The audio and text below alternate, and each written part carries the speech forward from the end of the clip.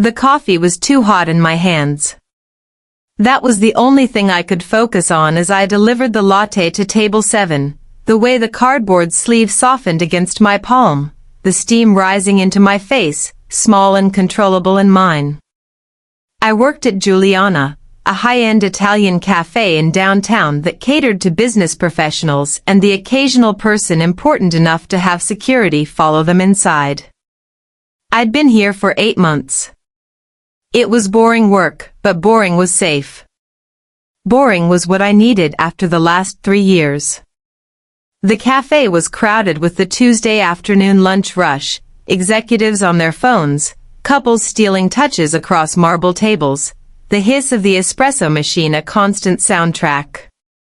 I moved through it all with practiced efficiency, my black apron tied tight, my hair in a ponytail, my face the right amount of pleasant and distant. I didn't notice him until the bell above the door chimed too loudly. Marcus. My stomach dropped so fast I thought I might be sick. He stood in the doorway like he owned it, wearing that same cashmere coat he'd worn when we were together. His jaw was sharper than I remembered. His eyes, God, those eyes that had once looked at me like I was everything, were scanning the room like he was looking for prey. Looking for me. Our relationship had ended badly. Not the kind of ending where you both cry and admit you want different things. The kind where he'd shown me who he really was, and that person was someone who believed that love meant control. Someone who tracked my phone. Someone who decided my friends were bad influences. Someone who, when I'd finally found the courage to leave, had shown up at my apartment building at 2 a.m., shouting my name until the neighbors called the police. That was 18 months ago. I'd changed my number, moved neighborhoods, chosen a cafe across town specifically because he'd always hated this part of the city. So how the hell was he standing in my workplace? Gianna. He said my name like a greeting, like we'd made plans to meet here. Like my heart wasn't hammering so hard I was sure everyone in the cafe could hear it. I set down the tray I was holding, too carefully, too slowly, buying seconds that didn't exist. You need to leave, I said quietly. I'd learned not to show fear with him. Fear made him feel powerful, and power made him feel justified. He moved toward me. One of the servers, Diego, was watching now. So was a couple at the window table. Marcus didn't seem to notice or care. We need to talk, he said. You're being insane, avoiding me like this. We had something real. We had something that ended. You ended it. He was close enough now that I could smell him, that cologne he wore, which now made my skin crawl instead of flutter. You made a mistake. A stupid, impulsive mistake, and now you're too proud to admit it. My hands were shaking. I put them behind my back. Marcus, I'm at work. Please, I don't care where you are.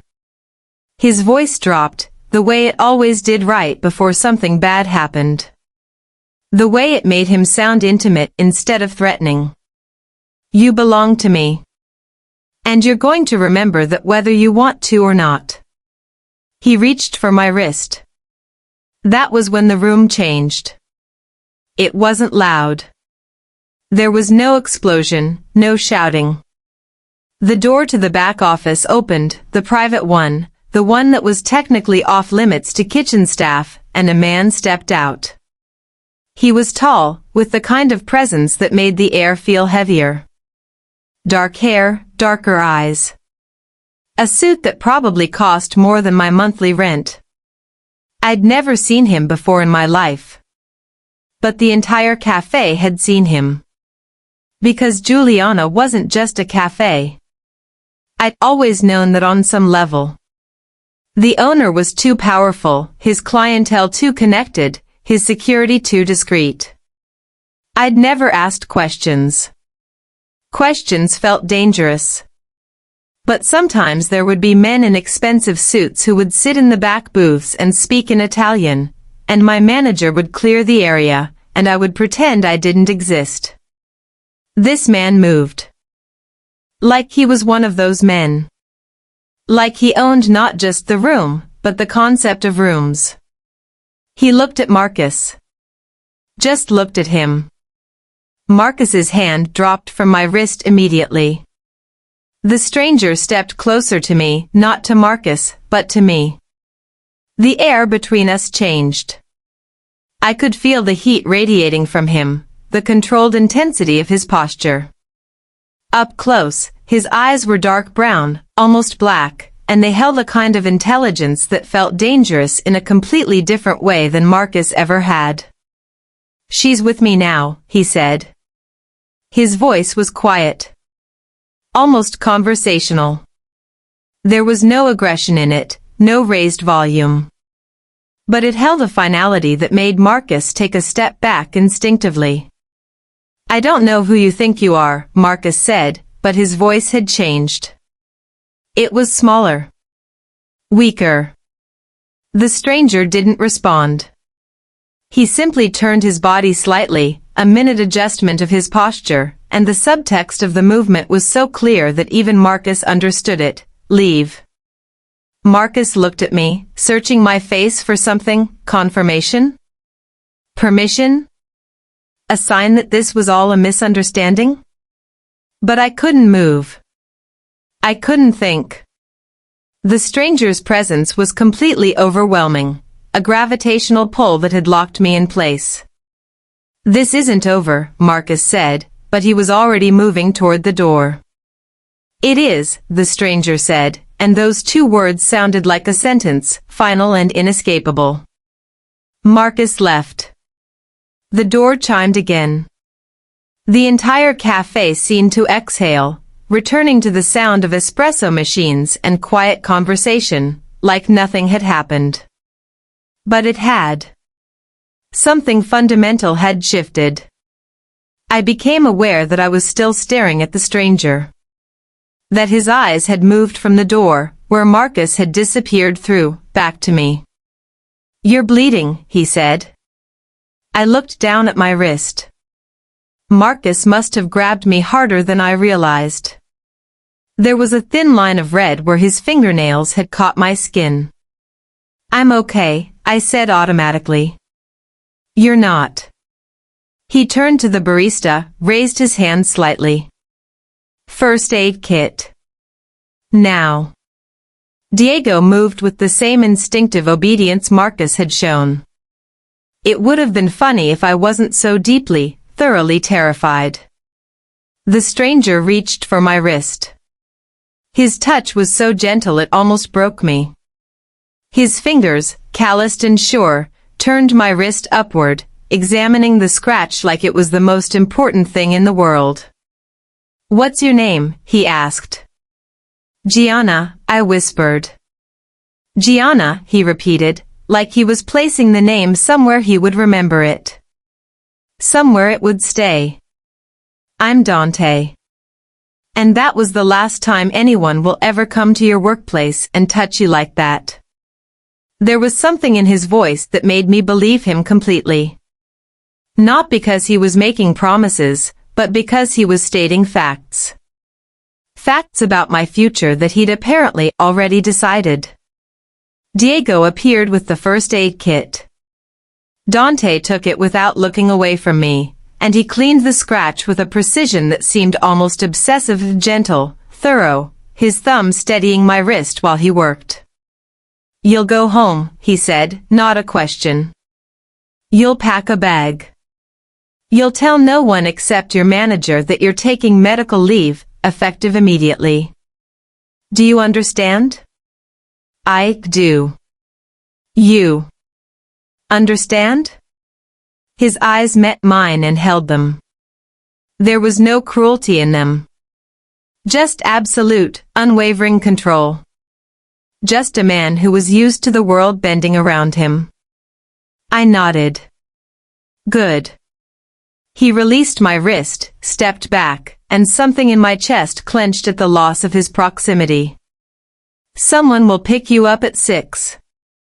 Be ready. Then he turned and walked back into that private office, leaving me standing in the middle of Juliana with a bandaged wrist and the certain knowledge that my life had just cracked open along a fault line I couldn't see. Everything on this side of 2:47 p.m. was before. Everything after was going to be something else entirely. I didn't pack much. The apartment I rented was small, a studio in a building that smelled like curry and sadness, where the landlord never fixed anything and I'd stopped asking him to. My clothes hung in a closet barely large enough to turn around in. My toothbrush sat next to my razor in a bathroom the size of a shoebox. There wasn't much of me here to gather. But my hands shook the entire time I was doing it. Fear and adrenaline had a specific flavor. I tasted it on my tongue, metallic and numb, as I folded shirts that still held the wrinkles of disuse. Nothing in this apartment felt like it belonged to me. I'd chosen every piece of furniture to be temporary, invisible, the kind of decor that wouldn't anchor me to a place if I needed to run. I was beginning to understand that running had always been the point. The man, Dante, had said someone would pick me up at 6. It was now 5:47. I didn't know who someone was. I didn't know where I was going. I didn't even really understand what had happened in the cafe, except that something had moved in the space between Marcus and that stranger, something dark and assured and capable of reshaping reality simply by existing. I sat on the edge of my bed, a thin mattress, white sheets, nothing personal, and my phone buzzed. An unknown number. I almost didn't answer. But something told me that wasn't a choice. I'm outside, a man said. His voice was quiet, professional. Gray sedan. Third spot from the corner. The line went dead. I stood on shaking legs, zipped my bag, and took one last look at my apartment. It felt like a goodbye. It felt like I was standing in a book, and someone else was turning the pages. The car was expensive in a way that suggested whoever paid for it didn't want you to look at it twice. The driver was middle-aged, built like he'd spent a lot of time in very important gyms, and he smiled at me with practiced warmth when I opened the door. Gianna, he said. I'm Marco. Don't worry about anything. Everything's arranged. We drove for 40 minutes through the city, then out toward the hills. The buildings got older, more sprawling, set back from the road on properties that seemed to stretch forever. The sun was setting, painting the sky in shades of purple and gold, and I was beginning to understand that I was being taken somewhere significant. The gate was the first indication of where somewhere was. It was wrought iron, ornate, with cameras mounted on either side. Marco stopped the car, and the gate swung open silently. We drove through, and the road curved between trees until suddenly the house appeared. It wasn't a house. It was a mansion, 3 stories of pale stone and tall windows, with ivy creeping up one side and gardens that looked like they'd been maintained by people who were paid very well to maintain them. There were other cars in the circular driveway, a Range Rover, a Mercedes, and something that looked like it cost more than I'd ever earn in my lifetime. Welcome home, Marco said. I almost laughed. There was nothing home-like about this place. It was beautiful in the way a museum is beautiful, preserved, precise, and completely uninhabitable by anyone real. Marco led me through the front door into an entrance hall with soaring ceilings and a crystal chandelier. A woman appeared, older, gray-haired, wearing a black dress that suggested she held some position of authority. You must be Gianna, the woman said warmly. I'm Lucia. You'll be staying in the East Wing. Come. I followed her up a marble staircase, past paintings that probably belonged in galleries, through corridors that seemed to stretch endlessly. My bag felt absurdly small in my hands. The room was bigger than my entire apartment. It had a 4-poster bed, floor-to-ceiling windows that looked out onto gardens, a bathroom that was basically another bedroom, and a closet that was empty except for the plastic cases that held a collection of clothes in my exact sizes. "These were provided for you," Lucia said, gesturing to the closet. "Senior Dante wanted to ensure your comfort. Dinner is at 8. I'll come fetch you at 1:15. Is there anything you need?" "Where am I?" I asked. Lucia smiled gently, like she'd expected the question and had already prepared the answer. "You're with family now," she said. "Everything will make sense soon enough." She left me alone in the room, and I sat on the bed and waited for my breathing to return to normal. It didn't. Dinner was in a dining room that seated 30 people. Only 3 tables were set. I recognized Marco, the driver. There was another man I hadn't seen before, younger, with kind eyes and a scar through his left eyebrow. And there was Dante. He was different in the house than he'd been in the cafe. In the cafe, he'd been a force of nature, something dangerous and controlled. Here, in candlelight, in a room with art on the walls and wine in crystal glasses, he was something else entirely. He was predatory. I realized that the danger I'd sensed in the cafe wasn't actually danger. It was foreplay. "Gianna," he said, standing as I entered. His eyes tracked me from the doorway to the seat across from him, and I felt that tracking like a touch. "I'm glad you're here." My voice didn't work properly. "Where is here?" "My home." He settled back into his chair with absolute grace. "And you're going to stay here until that man understands that approaching you again is a terminal mistake." The younger man, who introduced himself as Matteo, Dante's cousin, made a sound like he was trying not to smile. "How long is that?" I asked. "As long as necessary. I have a job." "You had a job." He lifted his wine glass. "You don't anymore. Your manager is being compensated for a month of lost wages. You're taking medical leave." This was insane. This entire situation was insane. I was having dinner in a mansion with a man I'd met 3 hours ago, a man who had apparently decided that my life was now his to arrange. A man whose eyes kept finding mine across the table like he was checking to make sure I was still real. "Why are you doing this?" I asked. "Because Marcus was in the wrong place at the wrong time," Dante said simply. "And because you were there." That wasn't an answer.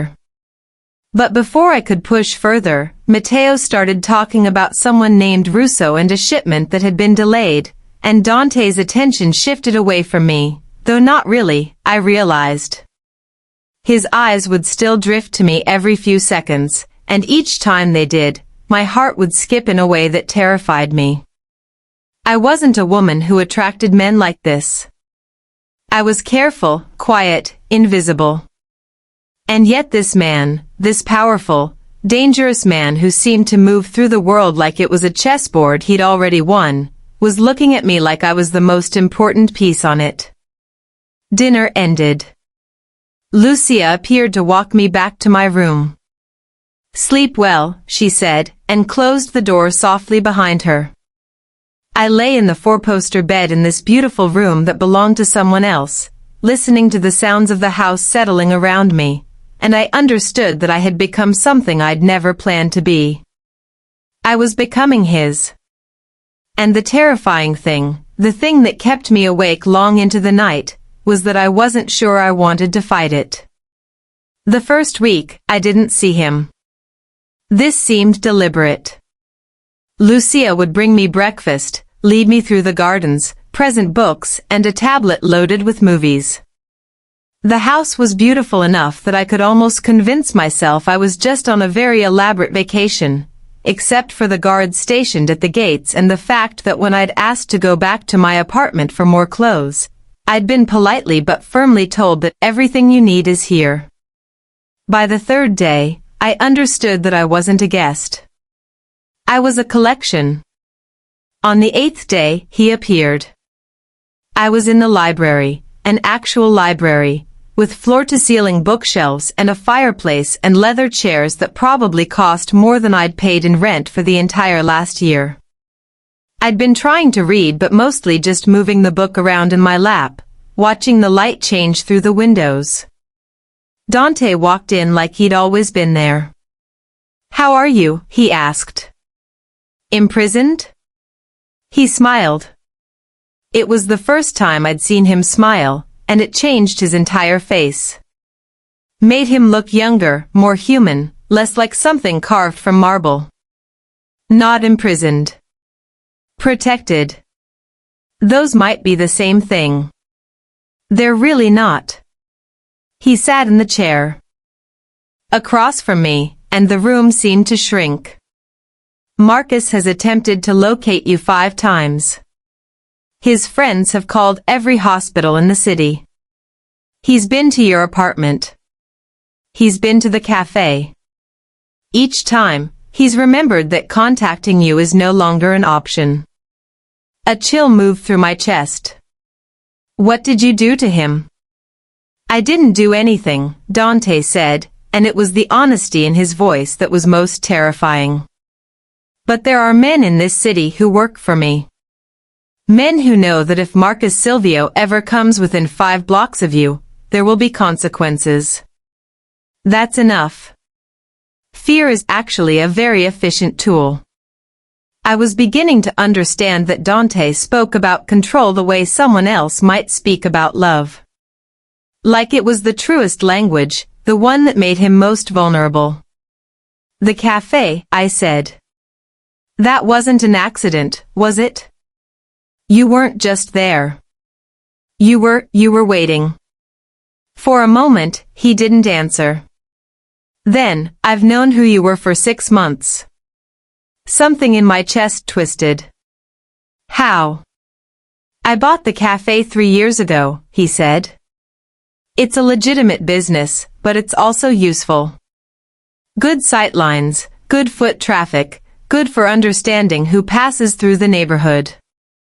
6 months ago, you were hired. You keep to yourself, you're careful, you never stay anywhere too long. At first, I thought you might be trouble. Someone checking on the location. And when you realized I wasn't? I realized you were running from something. Someone." His eyes found mine. "And then I became very interested in knowing everything about you." This should have terrified me. Maybe it did. But underneath the terror was something else, something that felt like being seen. Like for the first time in years, someone was looking at me and understanding that underneath the quiet exterior and the careful movements was a person worth being aware of. "That's not normal," I said. "No. It's not." He stood, and when he moved toward me, I didn't move away. "But nothing about this is going to be normal. You know that, don't you, Gianna?" I was trembling. "I don't know what this is. It's the moment your life changes. The moment you stop running." He stopped in front of my chair, and I had to crane my neck to see his face. "The moment you realize there are other ways to be safe besides being invisible." He reached down, his fingers brushing my cheek. It was the gentlest touch, but it felt like everything. Like seeing color after a lifetime of black and white. "Who are you?" I whispered. "Someone who doesn't let go of things that matter to him." The next morning, Matteo found me on the terrace, drinking coffee I'd learned to make in the enormous kitchen under Lucia's patient guidance. Walk with me, he said, not quite a question. We went down through the gardens, past rose bushes and fountains, toward the far end of the property where the trees grew thicker. Matteo had kind eyes, I'd decided. The scar made him look dangerous, but his manner made him seem safe. Dante's not what you think he is, Matteo said finally. I don't think he's anything. I don't know him. Exactly. But you will, and when you do, you need to understand what he is first. Matteo stopped at a bench overlooking the city below. Our family, it's old. It's powerful. It does things that make normal life seem very far away. Dante, specifically, is the reason the family has survived this long. He makes hard decisions. Decisions that get blood on his hands so that the rest of us don't have to. You're trying to scare me. I'm trying to prepare you. Matteo turned to look at me directly. I've known him my entire life. And I've never seen him look at anyone the way he looks at you. He's going to want you. And when Dante wants something, he takes it. The only question is whether you're going to choose it, or whether he's going to choose for you. I didn't say anything. But my hands were shaking around my coffee cup. There's someone, Matteo continued, a woman named Elena. She tried to love him about 5 years ago. She understood what he was, or she thought she did. But she couldn't handle it. She couldn't handle that some nights he would come home with questions in his eyes that only violence could answer. So she left. He didn't follow her. That's not who he is. But I think if you leave, it might be different. Why are you telling me this? Because I like you, Matteo said simply. And I think you're the first person Dante has ever looked at without already having decided how he's going to move you around the board. That's either going to be the best thing that ever happens to both of you, or the worst. I just wanted you to know which possibility we were dealing with. That evening, Dante took me to his office. It was on the second floor, a room of dark wood and darker furniture. Behind his desk was a window that looked out over the city, and it struck me that he spent his life looking at the world from above it. Understanding it from a height where most people looked like pawns. Matteo spoke to you, Dante said. It wasn't a question. How did you? I always know what happens in my house. He gestured to a chair in front of his desk. Sit. I sat. What did he tell you? That you're dangerous, I said. That you hurt people.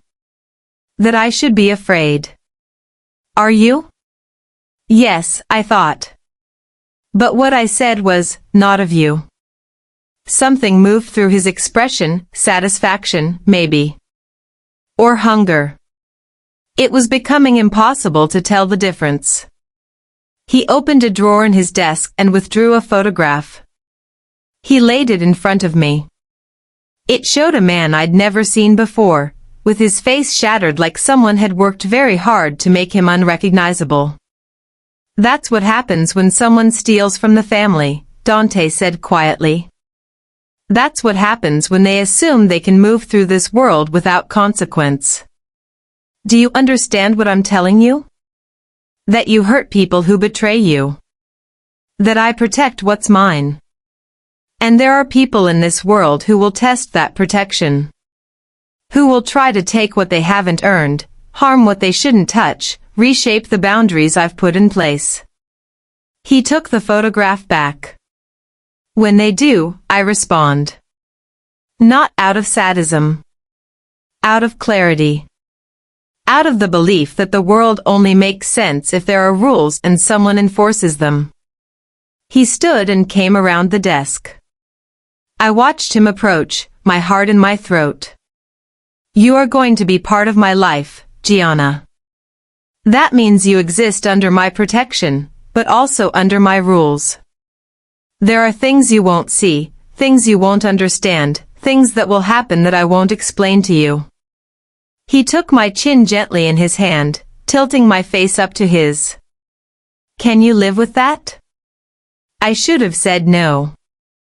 Every rational part of my mind was screaming to refuse, to run, to get far away from this man and his terrible clarity and his certainty that he had the right to reshape my entire existence. Instead, I nodded. Good, he said, and he kissed me. It was slow. It was controlled. It was a claiming, but not a violent one, more like he was marking territory not with aggression but with absolute ownership. With a promise that nothing would ever hurt me again because I belonged to him now. When he pulled away, my eyes were closed. Don't, I whispered. Don't what? Don't ever let me go. And I realized, in that moment, that Matteo was right. This was either going to be the best thing or the worst. And I was no longer sure which I was hoping for. By the end of the second week, I understood that the mansion wasn't a refuge. It was a fortress. The guards became visible if you were paying attention, men in dark suits who appeared at certain points during the day, who communicated through earpieces, who watched the perimeter with the kind of focused intensity that suggested they were looking for very specific threats. There were cameras everywhere, I learned. In the corners of rooms, hidden in garden stonework, covering every entrance and exit. We're under pressure, Matteo explained one afternoon when we were in the study. The Russo family is trying to expand into our territory. They've been testing boundaries, making moves that suggest they don't respect the existing agreements. I was learning the geography of organized crime like I was learning the geography of the house, slowly, piece by piece, through overheard conversations and careful questions. What does that mean? I asked. For me, I mean. It means that for the time being, your situation might stay longer than initially planned. Matteo said it carefully, like he was testing how I'd react. It means that being seen with Dante right now is actually safer than being separate. Because right now, if the Russos found you alone, he didn't finish the sentence. He didn't need to. That night, Dante came to my room for the first time since the office, since the kiss. I was in the four-poster bed, already asleep, when I heard the door open. My eyes snapped open in panic, but when I saw him, the panic transformed into something else. Something that made my stomach clench. Don't be frightened, he said, moving into the room. He was still dressed, dark slacks and the white shirt he'd been wearing at dinner, sleeves rolled up. There was a bruise along his collarbone that hadn't been there yesterday. What happened? I sat up, suddenly afraid in an entirely different way. Nothing important. He sat on the edge of the bed. The Russos sent a message. It was returned. He reached out, and his fingers traced the line of my collarbone, following the path of my shirt. My breath caught. Are you safe? I asked. I am. His eyes met mine. But I wanted to be here. With you. We said, I know what we said. His hand moved to my face, the backs of his fingers grazing my cheek. That we would wait. That I would take care of you slowly, carefully. But the situation is changing faster than I'd planned. And I needed, he stopped. Breathed. I needed to remember why. He kissed me, and it was different than before. Still controlled, still his, there was nothing I could do to direct where this went, but it was also desperate. Like he was trying to convince me of something. Like I was something worth fighting for. I didn't know how to tell him that he didn't have to convince me. That somewhere between the cafe and now, I'd already chosen. Will you get hurt? I asked when he pulled away. Not by them. What does that mean? It means that there are casualties in war that have nothing to do with gunfire. He stood, and when he left, I felt the absence of him like a physical pain. The next morning, there were new guards at the gate. Lucia mentioned, very casually, that we would need to stay closer to the house for a while. The gardens were fine, but the far property was off limits. And I shouldn't expect Dante for dinner, he would be occupied with business. I tried to pretend this didn't terrify me. By the fourth night of this, I was in the library with a book I wasn't reading when Matteo found me and pulled me into the kitchen instead. Come on, he said. I'm making pasta. My grandmother's recipe. You're going to help, and you're going to stop thinking about where Dante is. He was right that I couldn't stop thinking about it. But I helped anyway, chopping vegetables and stirring sauces and listening to stories about Dante as a child. Apparently, he had been just as serious and intent on control then, had organized the other children with the same natural authority he wielded now. He's always been like this, Matteo said, watching the sauce bubble. Even before it was official. Even before the family needed him to be. It's not something that can be changed. You need to understand that, Gianna. He's not going to become a different person for you. This is who he is. I know, I said quietly. Do you? Because there's a difference between knowing intellectually and knowing in your bones. Between understanding something and accepting it. I didn't answer because I couldn't. Acceptance seemed like surrender, and surrender seemed like it might erase the last parts of myself that I'd fought so hard to keep safe. On the sixth day, the violence came to us. I was in the library when I heard the sound, not loud, but sharp. A sound like impact. Then shouting, though it was quickly cut off. The kind of professional suppression that suggested whoever was doing the suppressing had a lot of practice. Lucia appeared in the doorway within seconds, her face unchanged but her eyes alert. Come with me, she said. She took me down to the wine cellar, which was apparently also a panic room. It was underground, windowless, and she sealed us inside with a code that I didn't watch.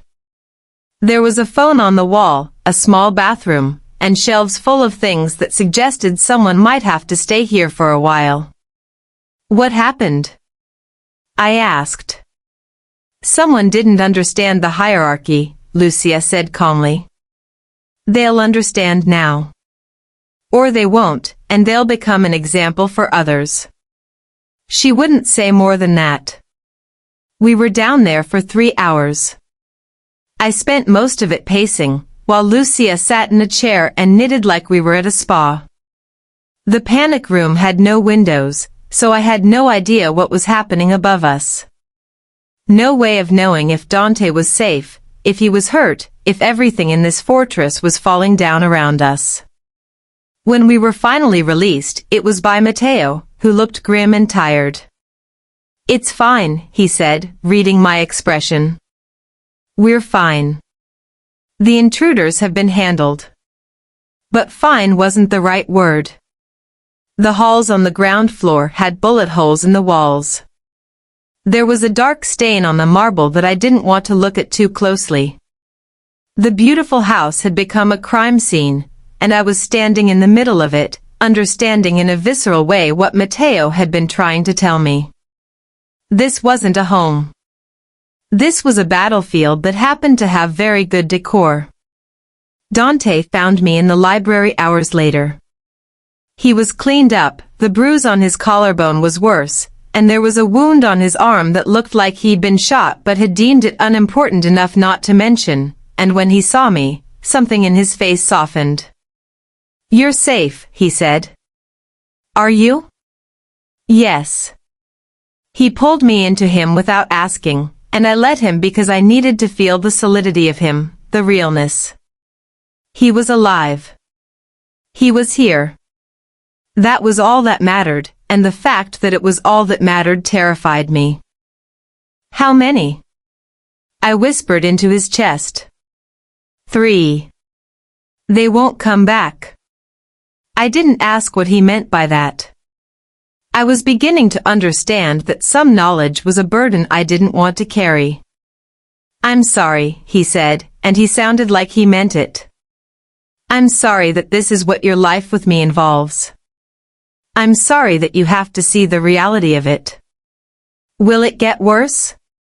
Probably. At least he was honest. I don't care, I said, and I realized it was true. Somewhere in the last 2 weeks, survival had stopped being about staying hidden and started being about staying close to him. The danger wasn't dangerous anymore. The danger was leaving. You should, Dante said into my hair. But I'm grateful that you don't. Dante didn't leave my side for the next week. The doctors came to the house, discreet, professional, asking no questions, to assess the wound on his arm. It was a graze, they said, but it had been bleeding more than it should because he hadn't rested. So he did rest, mostly in the library where I spent my time, reading, or sometimes just sitting in silence while he worked through documents spread across a side table. It was during this period that I understood something important. I had become his refuge. There was a moment, on the 3rd evening, when he was reading something on his phone and his expression darkened. I watched him make a decision through his face, could see the moment he set the phone down and turned all of his attention to me, like I was a more interesting problem to solve. Tell me something about your childhood, he said. What? I want to know who you were before the world taught you to hide. So I told him. About my mother's death when I was 12, and my father's subsequent inability to engage with the world. About how I'd learned to make myself small so that my grief wouldn't add to his. About Marcus, and how I'd mistaken control for care because at least he was looking at me. He listened with the kind of focused attention that made me understand this was his way of learning to care about me, through information, through understanding the mechanisms of my own architecture. And when I finished, he pulled me into the space between his body and the chair, and we sat like that for hours, not talking, just existing in a proximity that felt like its own kind of language. On the 5th day, the threat level decreased. The extra guards moved back to their regular rotations. The house began to feel less like a military base and more like a place that people actually lived in. You can go back to having your own room, Dante said casually one morning, if you'd prefer. I don't prefer, I said. I was learning to be direct with him. It seemed to be the only language that made sense between us. He showed me his room on the 3rd floor, a space that was almost austere in its simplicity. A massive bed, a wall of books, windows that looked out over the entire property. There was a safe room behind a painting, and when he opened it briefly to show me, I caught a glimpse of documents and cash and things I didn't want to identify too carefully. This is who I am, he said, closing it again. Completely. All the time. I know. He turned to me, and his eyes held that question again, the one he always seemed to be asking. Whether I could actually accept what I'd chosen. Stay, he said. Please. And I did. The intimacy that developed over the next days wasn't sexual. It was something deeper and more destructive, a genuine closeness that made me dependent on his presence in a way I knew was dangerous. He would wake at 4 a.m. with a tension in his frame that suggested nightmares, and I would press closer to him, and he would relax by degrees. In the mornings, I would make coffee in the kitchen, and he would appear as if he'd been waiting for the sound, and we would sit on the terrace watching the city wake up. I learned that he was left-handed. That he had a scar on his ribs from a wound he'd received at 17 and wouldn't explain. That he listened to classical music late at night, often. Sitting in the dark study with a glass of whiskey, and I would watch him from the doorway and think about how alone he seemed, even surrounded by family and empire. "Tell me about the violence," I said one evening. We were in bed, not sleeping, just existing in the dark and the silence. "Tell me why it doesn't bother you." "It bothers me," he said quietly. "Not the act itself, that's just physics, just cause and effect. But the fact that I have to do it, that I'm good at it, that there are men in this city who know that if they cross me, they'll experience something they won't survive. That bothers me." "Then why do it?" "Because someone has to. Because if I don't exercise control, the Russos will. And if they do, people like you will be far less safe. This isn't cruelty. It's just the mathematics of the world." I understood, in that moment, that Dante wasn't a monster. He was something worse. He was a man who had made peace with what the world required of him. Who had accepted his own darkness as a necessity rather than a flaw. "I don't want to change you," I said. "I know.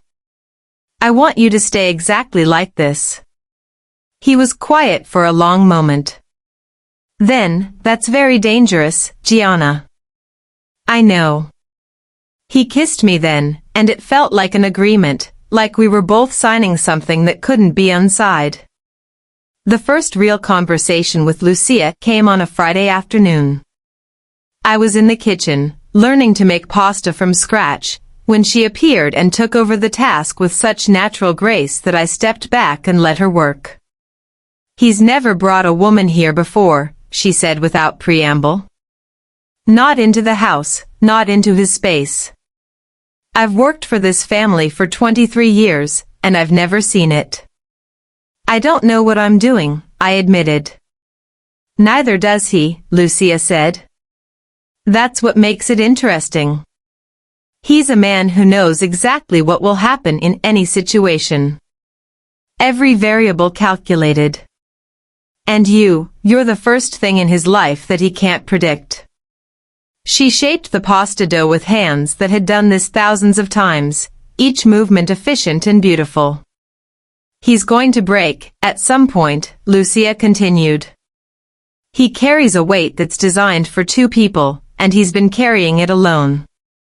If you're going to stay, and I think you are, you need to understand that breaking isn't weakness in him. It's honesty." "How do I help him?" "You don't help him. You just witness him. You let him know that he doesn't have to be perfect here. That in this room, with you, he can be human." That night, Dante came home with blood on his shirt, not his own, I could tell immediately. I didn't ask. I took his hand and led him upstairs, and I peeled away his clothes like I was unwrapping something precious, and I bathed him in the enormous tub while he sat with his eyes closed and his hands resting on the marble edges. When he was clean, I wrapped him in a robe and led him to bed, and I held him while he shook, just barely, just enough that I could feel it, with the kind of tremor that violence leaves behind. "I'm sorry," he said into my shoulder. "Don't apologize to me." "Why not?" "Because you're apologizing to the wrong audience," I said quietly. "And because I don't need apologies. I need you." He went very still.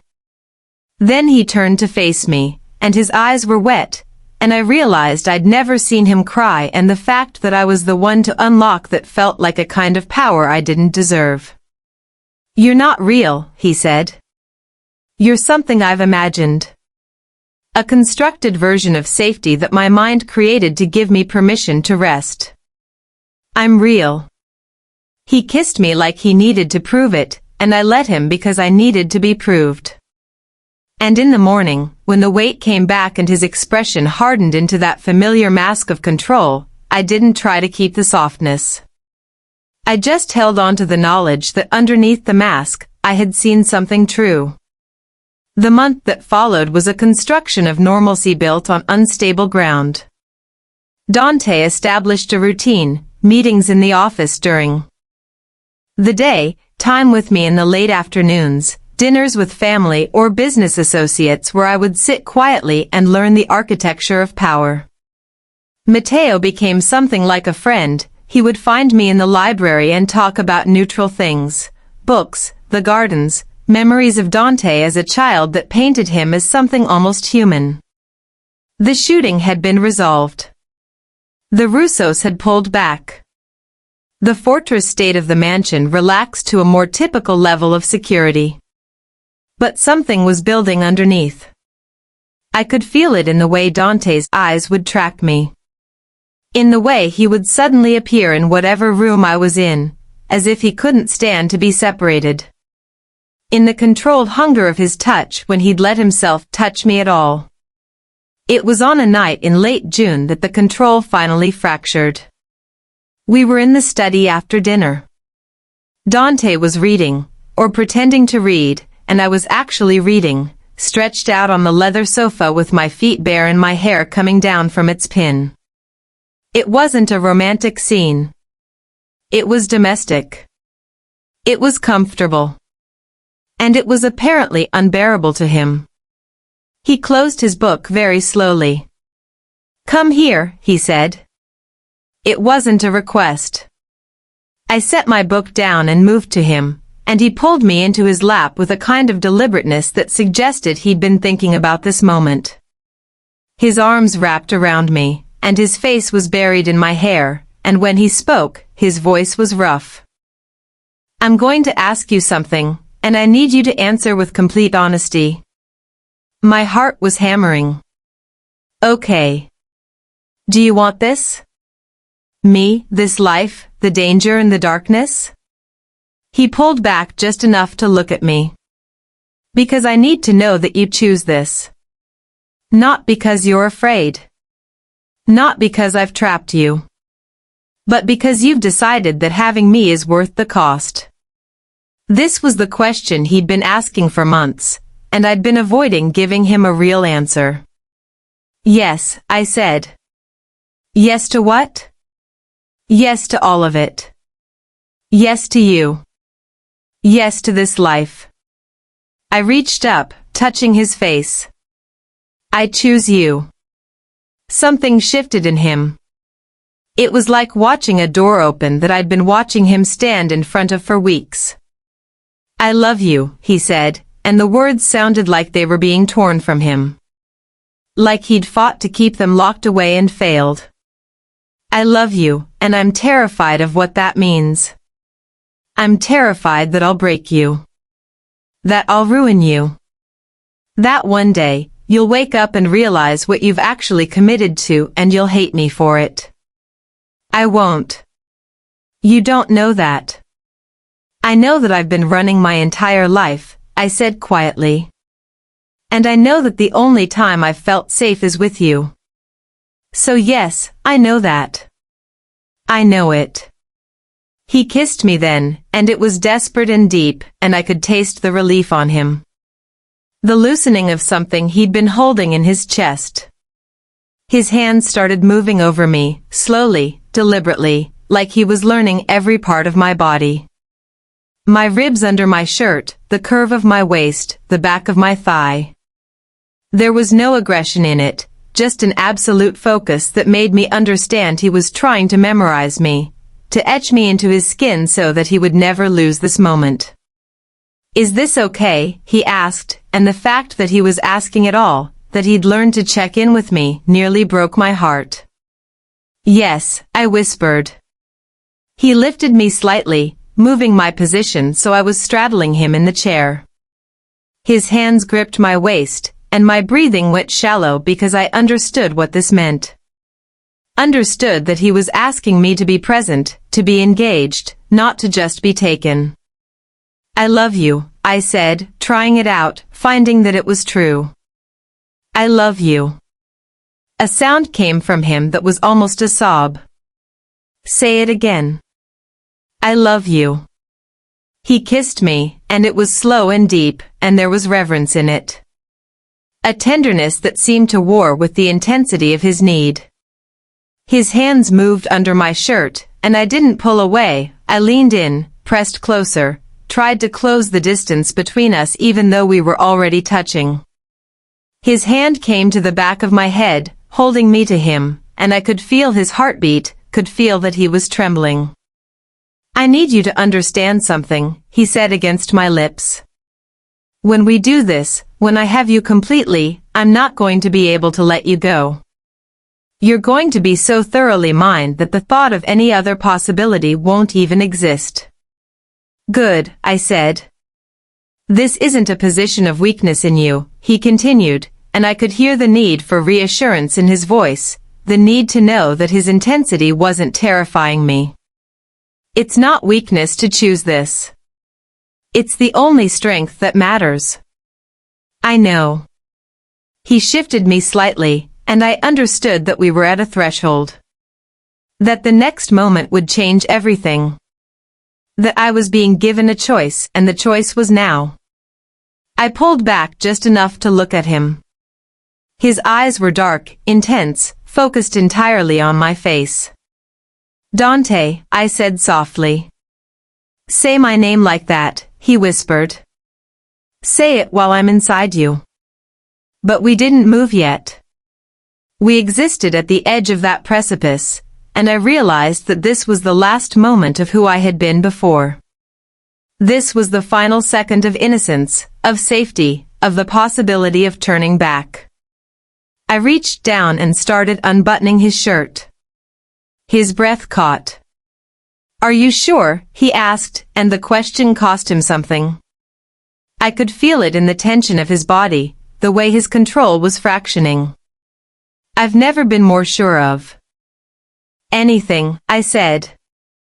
He lifted me like I weighed nothing, and we moved from the study to his room, and everything after that was electricity and intensity and the feeling of finally belonging completely to someone. Dante's POV. The moment I entered her, everything else disappeared. There was no empire, no violence waiting in the morning, no weight of responsibility that had been crushing me since I was 17 years old. There was only this, her body trembling beneath me, her eyes closed, her breathing shallow and uncertain. She was so vulnerable like this. So completely open. And the fact that she'd chosen me, felt like something breaking open in my chest that I'd kept sealed since I was young enough to still believe in softness. I moved slowly, giving her time to adjust, my hands gripping the sheets on either side of her head. She was small under me, delicate in a way that made me want to protect her and claim her simultaneously. My control was hanging by threads. I wanted to be rough, wanted to claim her with the kind of intensity that would make her understand she could never belong to anyone else, but I also wanted to prove to her that I could be gentle. That I could hold this power and not use it to destroy. "Look at me," I said. Her eyes opened. They were vulnerable, uncertain, and it undid something in me. She was supposed to be afraid, not of me, but of the intensity of this, of what we were becoming to each other. Instead, she looked at me like I was everything. Like I was the answer to questions she'd been asking her entire life. "I love you," I said again, because I couldn't not say it. "I love you, and I'm going to take care of you. I'm going to keep you safe." "I know," she whispered. I increased my pace gradually, watching her face shift through different expressions. Pleasure and surprise, and something like confusion at the intensity of sensation. When her hands came up to grip my shoulders, when her nails pressed in just barely hard enough to sting, I felt a surge of possessiveness so strong it nearly overwhelmed me. She was mine. Not because I'd decided it, though I had. But because she'd chosen it. Because her body was responding to mine like it had been made for this. "Tell me if you want me to stop," I said. "Don't," she gasped. "Don't stop." I wasn't gentle after that. I couldn't be. I shifted our position, held her against me, and took what she was offering with the kind of intensity that I'd been holding back since the moment I first saw her. She matched me somehow, her body responding to every shift, every deeper movement, until she was gasping my name and I was lost. When she came, it was with a cry that I caught against my mouth, and I felt the moment she shattered around me, and I finally let myself go. It was the first time in my adult life that I'd been completely unable to control myself. The first time that someone else's pleasure mattered more than my own need for dominance. And it terrified me more than any threat ever had. Afterward, I held her while her breathing slowed, while her body relaxed into the exhaustion of intensity. She was small in my arms, her head against my chest, her hand gripping my ribs like she was afraid I would disappear. "Are you okay?" I asked. "Yes," she said, and she sounded like she meant it. "Are you?" No one had ever asked me that.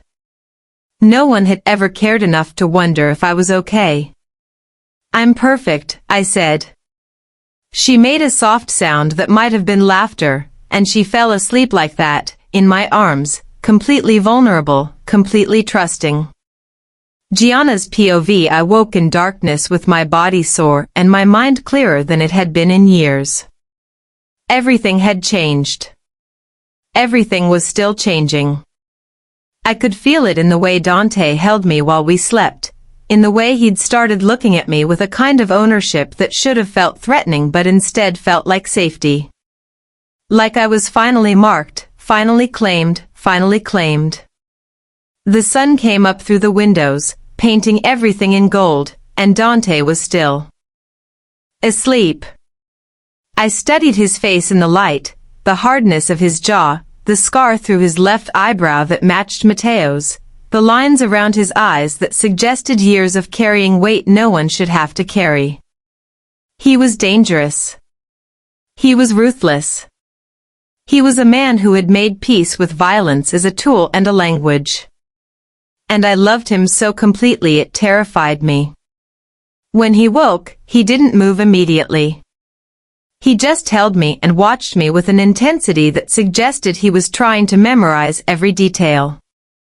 "Don't," I said. "Don't what?" "Don't pull away. Don't start treating me differently now that we've done this." "I'm not going to." He brushed hair from my face. "But things have changed. You understand that, don't you?" "I want them to have changed." "I know. But I need you to understand what that means." He shifted so he was bracing himself on his elbows, looking down at me. "You're not just connected to me now. You're bound to me. If anyone finds out what you are to me, what we are to each other, they'll use you. They'll try to hurt me." And the thought of that, he stopped, his jaw clenching. "I can live with that," I said. "You shouldn't have to." "I know. But I will." I reached up, touching his face. "I would choose the danger of being yours over the safety of being alone." Something shifted in his expression, acceptance, maybe. Or the decision to stop fighting what was inevitable. "Then I suppose I don't get to protect you from this," he said quietly. "No. But you get to protect me in it." He kissed me then, and it felt like agreement. Like a vow made in private, between the two of us, that no one else would ever witness or understand. The days that followed had a strange quality to them. We moved through the house together constantly. I would appear in his office while he was working, and instead of dismissing me, he would pull me into his lap and hold me while he conducted business. I would be in the kitchen, and he would come find me, pressing his face into my hair like he needed the reassurance of my presence. Matteo noticed immediately. "It's official now," he said to me with a knowing smile. "You're his. Congratulations. I'm pretty sure that makes you the most dangerous woman in the city, not because you're a threat, but because you've made him vulnerable." He's not vulnerable, I said. He absolutely is. He just didn't realize it until you. Matteo took a sip of wine. And now that he does, anyone with any sense will understand that you're a weapon that can be used against him. Which means he's going to make sure you're protected in ways that will probably suffocate you. Be prepared for that. But I wasn't suffocating. I was drowning, but not in a way that required saving. I was drowning in Dante, in the complete and overwhelming focus of his attention, and I never wanted to come up for air. On the 10th day after, I asked him about Elena. We were in bed, the afternoon stretched out ahead of us, and I'd been thinking about what Matteo had said months ago. About the woman who couldn't handle what he was. What happened to her? I asked. Dante's arm around me went still. Who? Elena. Matteo told you about Elena. Yes. He was quiet for a long moment. She left because she realized that being with me meant accepting things she wasn't prepared to accept. Violence. Absence. The knowledge that I would always choose the family, the empire, over her comfort. Do you? No. He pulled me closer. I would burn it all down if I thought it would keep you safe. Even though you wouldn't for her. Elena was never what you are, he said simply. She was a choice. You're a necessity. The words should have made me feel less special, but somehow they made me feel more special. Like I wasn't something he'd decided to love, I was something he couldn't help but love. Like I'd broken through his architecture and become foundational to it. I'm not going to leave you, I said. I know. How do you know? Because you understand what I am. Completely. And you've decided that's acceptable. He kissed the top of my head. That's the difference between you and everyone else. You see the darkness and you don't ask me to change it. You accept it and you love me anyway. I realized that was true. Somewhere in the last months, I'd stopped hoping he would be different and started appreciating what he actually was. A man who knew exactly how to protect, to claim, to love with absolute certainty. A man whose darkness was just the flip side of his intensity, his capability, his refusal to let anything harm what was his. You're mine, he said then, and it felt like the second time he'd used the phrase, which meant he had one more time before the limit. Completely. Irreversibly. You understand that? Yes, I whispered.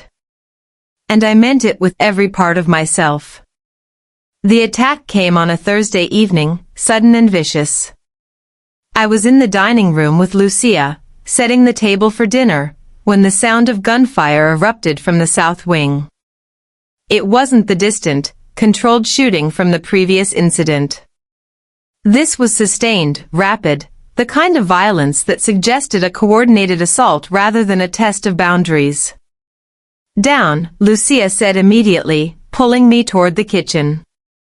Stay here. Don't move until someone comes to get you. I wanted to argue, wanted to find Dante, wanted to do something that wasn't hiding. But Lucia's expression didn't allow for negotiation. She locked me in the wine cellar again, the same place I'd been before, and this time I could hear the violence above, shouts, breaking glass, what sounded like furniture being overturned. My phone buzzed. A text from a number I didn't recognize, stay down. I will come to you. I waited. Minutes stretched into what felt like hours. The gunfire intensified, then gradually decreased, then stopped. The silence that followed was somehow worse than the noise. It was the silence of aftermath, of death, of resolution. When the cellar door finally opened, it was Matteo who appeared. But Matteo was covered in blood. Is he? I couldn't finish the sentence. He's fine. He's looking for you. Mateo's expression was grim. But I need you to come with me. Now. He took me upstairs, and the mansion had transformed into a war zone. There were bodies in the hallway, men in dark clothing who had tried to breach the house. There were bullet holes in the walls, and the smell of cordite and something else, something metallic and wrong. What happened? I whispered. The Russos decided to end this, Mateo said. They brought in a team. Professional mercenaries. They wanted to kill Dante and take you as leverage. I froze. Take me? You're his weakness. Mateo pulled me through a corridor. Everyone knows it. And weaknesses are things that predators target. Dante was in the main hallway, and when he saw me, something in his face shifted from absolute control into something raw. He was covered in blood, his own, from new wounds I hadn't seen before, and other people's blood that didn't belong to him. There was a cut along his jaw and his left arm was moving gingerly, like his shoulder might be dislocated. Gianna, he said, and the way he said my name was a prayer. I ran to him, and when I reached him, he caught me and pulled me against his chest, and I felt him shake for just a moment before the control came back. You're okay, he said, checking me for injuries. You're okay, you're safe, you're okay. What about you? I asked. I'm fine. But he wasn't. I could feel the tension in his body, the pain he was holding at bay through sheer will. Let's get you away from this. He tried to guide me toward the stairs, but I could see the bodies more clearly now. Could see the violence that had erupted in his home because of me. Because I was his weakness and the Russos knew how to exploit it. This is my fault, I said. No. Dante's hand was firm on the back of my head, pressing my face against his shoulder. This is what happens when people underestimate the price of their own greed. They chose this. Every one of them chose to come into my house and threaten what's mine, and this is what choice looks like. He took me upstairs to his room and locked the door. He was moving like every part of him hurt, but he didn't seem to notice. He got me clean clothes, ran a bath, and sat on the edge of the tub while I washed away the smoke and fear. How many? I asked quietly. 7. All dead. None of mine. He said it like it was a mathematical equation he'd solved. The security held. The house held. You're safe. But I wasn't thinking about my safety. I was thinking about the fact that people had died, that violence had exploded through these halls, that I was the reason. My presence in his life had created a target not just on me, but on him, on the family, on everyone in this house. When I got out of the tub, Dante helped me dry off. He was gentle about it, careful not to touch the bruises that were already forming on my shoulders and ribs from where I'd been pressed against the wall by Lucia. When I was young, he said as he helped me into clean clothes, my father explained the cost of love. He said that any connection you make is a liability, that anyone you care about becomes a weapon that your enemies can use against you. He told me I could never afford to care about anything more than the family, more than power. That's not true, I said. I know. Dante looked at me with those dark eyes. But this, what happened today, this is what he was warning me about. This is what happens when you let someone become necessary to you. Would you undo it? I asked. If you could go back to the cafe, would you still claim me? He didn't hesitate. Yes. Every time, for the rest of my life, I would choose you. Then don't apologize for it. He kissed me then, and it was desperate and fierce, and I could taste blood and fear and something like relief. Like he'd been terrified that the violence would push me away, and the fact that it hadn't was the only thing keeping him grounded. The aftermath was methodical. The Russos had sent professionals, which meant they'd expected to lose people. But they hadn't expected to lose so thoroughly. Word would get out, it always did, and it would shift the dynamics of the entire city. It would establish that attacking what was Dante's meant death. It would create a chilling effect on any other families who might have been considering similar moves. But it had also changed something between Dante and me. I had watched him move through the house in the hours after the attack with a kind of cold precision that was terrifying. He'd given orders to clean crews, to men who came to dispose of the bodies, to the doctor who came to patch him up more thoroughly. He was absolute in his authority, certain in his decisions, ruthless in his calculations. This was the Dante that Matteo had been warning me about. This was who he was when love collided with violence. And I loved him anyway. That was the thing I came to understand in those hours. The violence didn't make me love him less. It made me love him more, because I could see exactly what he was willing to do to protect what he loved. How far he would go. How completely he would burn the world if it meant keeping me safe. On the second night after the attack, I found him in the study, staring out the window at the grounds.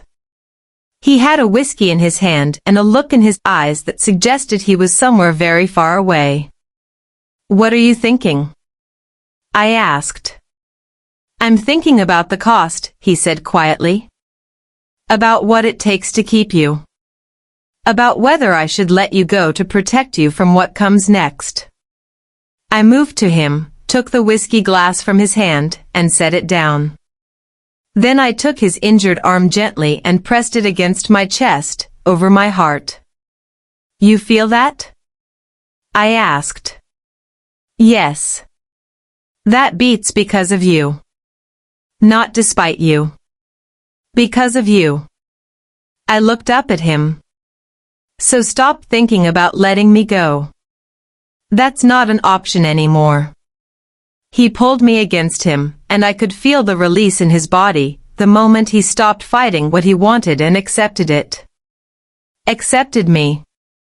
Accepted that I was going to stay, no matter what came, no matter how much blood it cost. "You're going to marry me," he said. It wasn't a question. "Yes," I said. "Soon. Before anything else happens.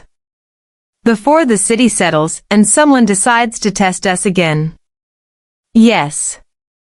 I love you," he said, and it was the first time he'd said it since that night in the study weeks ago. The first time he'd let himself be vulnerable in words. "I love you more than I've ever loved anything, and it terrifies me, and I don't care. I'm going to keep you. I'm going to hold on to you with everything I have."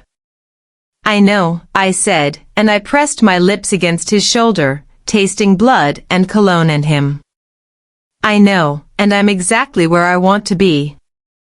The wedding was 3 weeks later, and it was small, only family and a priest who didn't ask questions. I wore white, which felt like a lie and a truth simultaneously. I was no longer innocent, but I was being claimed by someone who loved the person I'd become. The dress was simple, elegant, the kind of thing that belonged in a magazine, and when Dante saw me, his expression shifted into something I'd never seen before. Wonder. "You're beautiful," Matteo said, appearing beside me. He was in a suit that probably cost more than my entire apartment had, and he was smiling like this was the best day of his life. "He's going to cry during the vows." Dante doesn't cry. Dante also didn't think he could love anyone until you. Matteo took my arm. "Come on. He's waiting." The ceremony took place in a chapel that Dante apparently owned, decorated with roses and candles. Lucia sat in the front row, beaming. Marco and other men I recognized stood at attention in the back. And at the altar, Dante waited in a dark suit, watching me walk toward him like I was the answer to every question he'd ever asked.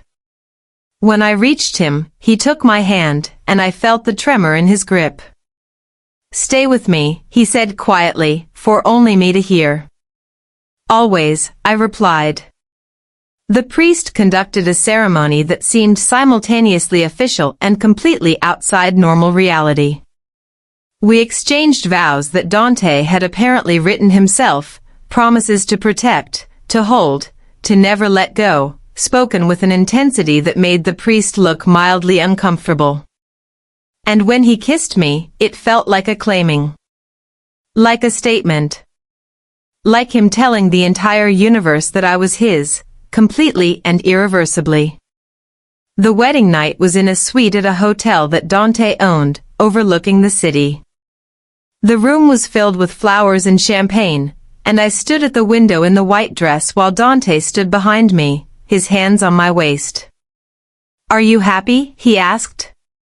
"Yes," I said. "No regrets?" I turned to look at him. "No regrets." He unbuttoned the dress slowly, letting it fall away from my body, and he worshipped me that night with the kind of focused intensity that felt like apology and celebration and promise all at once. Like he was trying to prove to me that every choice I'd made had been right. That the danger and the darkness and the violence were all worth it if it meant having this, having him, having love that was absolute and consuming and completely honest. Afterward, we lay in the darkness, and he held me like he was afraid that if he let go, I would disappear. "Tell me something true," he said. "What?" "Anything. Just tell me something about what you're feeling." I thought about it.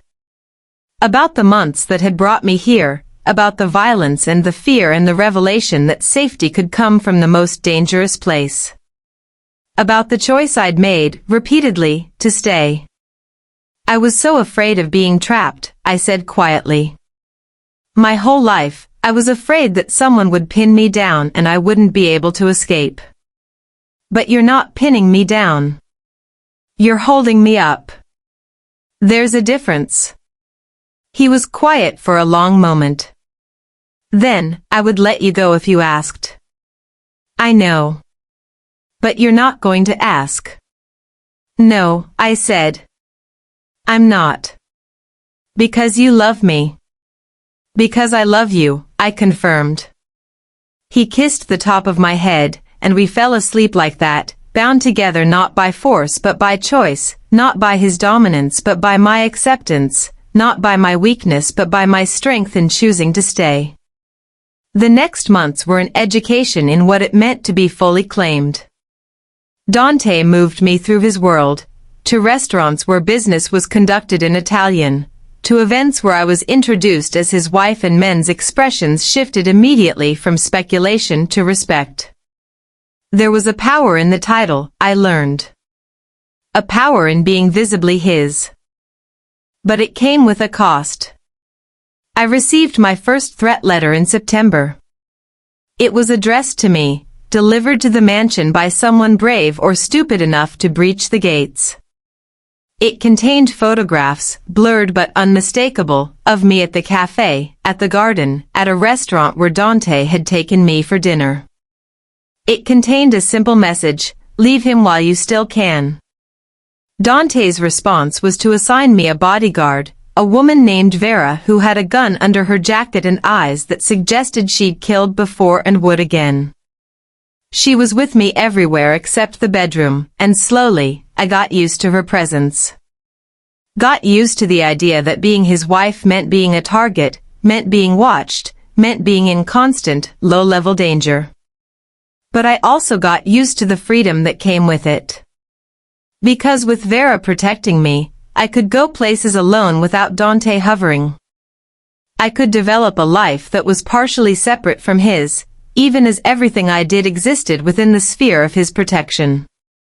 This is the cost, I told him one night when he was apologizing for the threat letter, for the security, for the fact that his enemies now understood that I existed. I know. And I'm willing to pay it, I continued. But you need to know that I'm choosing it. Every day, I wake up and I choose this. The danger, the restrictions, all of it. I choose you. He kissed me then, and it felt like absolution. The revelation came on a cold November evening when I was in the study with Dante, reviewing documents that I didn't fully understand. What is this? I asked, pointing to a ledger. He glanced at it. Inventory. Inventory of what? He was quiet for a moment. Then, substances. Weapons. Things the family moves through the city to generate revenue. I'd known, intellectually, that this was what his empire was built on. But seeing the numbers, seeing the volume of it, made it real in a way that was difficult to process. How many people died because of this? I asked quietly. I don't know the exact number, Dante said. Users, addicts. People who get caught in the crossfire of territory disputes. Probably dozens. Maybe more. And you're okay with that? No. He looked at me directly. But I'm more okay with that than I am with the idea of stepping away and watching someone worse take over. The system continues whether I'm running it or not. The question is whether it's running by someone with at least some ethical boundaries or someone with none. It was a utilitarian argument. It was the kind of reasoning that allowed for compromise with conscience. And it was true, which made it more difficult to argue with. I'm complicit now, I said. By being with you, by accepting this, I'm complicit in all of it. Yes, Dante said simply. Welcome to the real cost of loving me. It's not just danger. It's guilt. It's knowing what you're benefiting from and choosing it anyway. I sat with that knowledge. Understood that the woman who had once hidden from the world in a small apartment and a cafe job had become someone who was now implicated in crimes she didn't understand. Someone who benefited from violence she never witnessed but knew was happening. Someone complicit in the darkness that Dante carried. I can still leave, I said, testing the words. Yes. But we both knew I wouldn't. Because the truth was that I loved him more than I loved the idea of being innocent. Because the trade-off, safety and love and absolute certainty in exchange for moral complexity, was one I was willing to make. Because when I looked at him, I didn't see a criminal. I saw a man who had been born into a world that demanded certain things of him and who had learned to do those things excellently, without cruelty but with complete commitment. I'm staying, I said. And I meant it with every part of myself. The call came on a Tuesday afternoon in January. Dante was in a meeting in the office. I could hear his voice through the door, calm and controlled as always, when Matteo found me in the library looking at houses. We'd been talking about buying a property upstate, somewhere that had space and privacy and the kind of distance from the city that suggested retreat rather than escape. The Russo situation is escalating, Matteo said without preamble. I set down the laptop. What do you mean? They've decided to stop respecting the boundaries. They're moving product into our territories, they're recruiting our lower-level men, and they're sending signals that they're ready for a full territorial war. Is Dante in danger? Everyone's in danger, Matteo said. But specifically, yes. If they decide that war is the only option, they'll try to take him out. And based on the intelligence we have, they're moving toward that decision. I realized, in that moment, what the real cost of loving him was. It wasn't guilt. It wasn't complicity. It was this, The knowledge that no matter what I'd chosen, no matter how completely I'd committed, there would always be forces working against us. Always people who saw him as a problem to be solved. Always the possibility that one day, he wouldn't come home. What would he want me to do? I asked. Probably to get somewhere safe. But he won't ask you to leave, and he won't ask me to ask you to leave. He's accepted that you're staying, consequences and all. Is he going to get himself killed? No, Matteo said. He's going to go to war. And he's going to win, because that's what he does. But it's going to be messy, and it's going to be violent, and it's going to test whether you meant what you said about staying. Dante came to me that evening, and without saying anything, I understood. His expression had shifted into the mode he'd adopted after the attack in June, the cold, calculating expression of someone preparing to do terrible things. The Russos are making their move, he said quietly. I know. Matteo told me. I need you to understand that for the next period, it could be weeks, it could be months, I'm not going to be the person I've been with you. I'm going to be someone else. Someone harder. Someone whose hands are going to be very bloody. I understand, I said. Do you? Because I need to know that you're prepared to see me like that. To accept me like that. I moved to him, and I took his hands, and I looked at the scars, their old ones, evidence of violence from years before, evidence of the life he'd been living long before I entered it. I'm prepared, I said. I see you. All of you. And I'm choosing to stay anyway. The relief in his expression was almost unbearable. The next 3 months were chaos. Dante was still with me, still slept in our bed, but his attention was fractioned.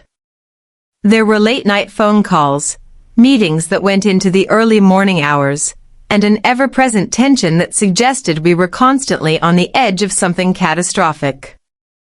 The violence didn't come to the mansion this time. It stayed in the city, in the territories they were fighting over, in the space between legitimate and criminal business. People died. I knew that from the way Dante would disappear for days and come back looking hollowed out. Bodies appeared in news reports, and I would wonder if he'd put them there. But he never told me. And I never asked. What I did was hold him when he came home damaged, not always physically, but emotionally. I learned to read the signs of his guilt, of his struggle with the things he was doing in my name, because I understood that was how he framed it. The war with the Russos wasn't strategic. It was personal. It was because they'd threatened me, and he was going to erase that threat from the city. I'm sorry, he said one night, holding me while his hands shook. For what? For becoming this. For not being able to protect you from what I have to be. You are protecting me, I said. That's exactly what you're doing. And I see it. I know what it costs. By April, the Russos were effectively destroyed. Not eliminated, you could never completely eliminate a family in this business, but broken. Scattered. Moved to a level of power that was so marginal they would never be a threat again. Dante came home on the first day of May looking like a man who'd been to war and survived. His left arm was in a sling. There was a new scar along his collarbone. His eyes were darker than they'd been in months, and when he saw me, something in his expression cracked open. It's done, he said. I didn't ask what it entailed. I pulled him into the bathroom and I cleaned his wounds and I held him while he shook and I didn't ask him to explain or justify or confess. I just held him and let him know that despite everything, despite the violence and the blood and the terrible things he'd done, I was still there. That he was still worthy. The aftermath was a settling back into something resembling normal, though normal was a word that had lost all meaning. We returned to dinners with family. Dante went back to the office, though the meetings were less intense now. The city seemed to exhale, understanding that the war was over and that the victor had established clear boundaries. But something had changed between us. It wasn't that my love had diminished. It was that I had finally, completely accepted the cost. I was no longer a woman being slowly drawn into darkness. I was a woman who had walked into it deliberately and understood exactly what I was walking toward. I was no longer innocent. I was complicit. I was his partner in more ways than just marriage. And strangely, that made me less afraid. The house upstate that we bought in June was beautiful in an understated way. Stone and glass, with views of mountains and forests, far enough from the city to feel separate but close enough to return when necessary. It had a library where I could read, gardens where I could think, and rooms that suggested a life that might be quieter than the one in the mansion. But we both understood it was an illusion. The safety was temporary. The peace was borrowed. Because on the last day of May, I'd found a letter on Dante's desk. It was addressed to him, delivered like the one that had been sent to me months before. And inside was a single sentence, "This isn't over." It was signed with a name I didn't recognize, but Dante's expression had been understanding. He'd put it in a drawer and moved on with his day like it was information he'd been expecting. When I'd asked him about it, he'd simply said, "It never is. There will always be someone. There will always be another threat. That's the cost of power." So on the night we stood on the terrace of the upstate house, looking out over the mountains, I understood something fundamental. This wasn't a story with an ending. This was a story with a status quo. We would be together, and we would be in danger, and there would be violence and fear and moments of absolute peace that would always have a shadow hanging over them. We would build something beautiful here in this house, and it would be threatened. We would make plans, and they would be complicated. We would have children, maybe, and they would inherit this, the love and the darkness and the complicated morality that came from being bound to someone like Dante. But I would choose it. Every day, I would choose it. "Are you happy?" Dante asked, pulling me against him. "Yes," I said. "No regrets?" I thought about the woman I'd been, the woman hiding in small apartments, running from the world, terrified of being pinned down. And I thought about who I'd become. Someone who'd walked directly into darkness and found love there. Someone who'd chosen danger because it came with absolute certainty. Someone who understood that real safety wasn't the absence of threat. It was having someone willing to burn the world to protect you. "No regrets," I confirmed. He held me against him, and in the distance, I could hear the sounds of the night. The wind in the trees. The rustle of things living and dying in the darkness. The heartbeat of the world continuing on, indifferent to our story, indifferent to our love, indifferent to the terrible and beautiful things we'd chosen. And I pressed my face against his chest and breathed him. Enough smoke and cologne and him, and I made a silent vow that no matter what came next, no matter what threats emerged from the shadows, I would stay. Not because I had no choice, but because I had chosen this. Chosen him. Chosen love over innocence and danger over safety and absolute commitment over the careful preservation of my own heart.